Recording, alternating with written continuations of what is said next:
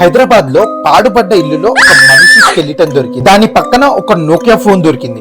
ఇంకా ఆ Nokia phone ఈ స్కెలిటన్ గురించి పూర్తి వివరాలు తెలిసేలా చేసింది. సో ఇలానే పిల్లలు క్యాజువల్ గా క్రికెట్ ఆడుతూ ఆ ఇంట్లోకి బాల్ కొడతారు. సో ఆ బాల్ తీసుకురావడానికి ఆ బంగ్లాలోకి పిల్లలు వెళ్తారు. అలా వెతికే సమయంలో ఆ పిల్లోడికి సడన్ గా ఈ మనిషి యొక్క స్కెలిటన్ కనిపిస్తుంది. ఇది చూసిన ఆ పిల్లోడు షాక్ అయ్యి వెంటనే ఇంటికి వెళ్లి వాళ్ళ ఇంట్లో చెప్పి పోలీసులకి ఇన్ఫార్మ్ చేస్తారు. సో పోలీసులు చూడడానికి వెళ్ళినప్పుడు ఆ స్కెలిటన్ పక్కన 500 నోట్లు ఇంకా ఒక ఫోన్ దొరుకుతుంది. మీకు ఆల్రెడీ తెలుసు నోకియా ఫోన్ ఎలాంటిదో.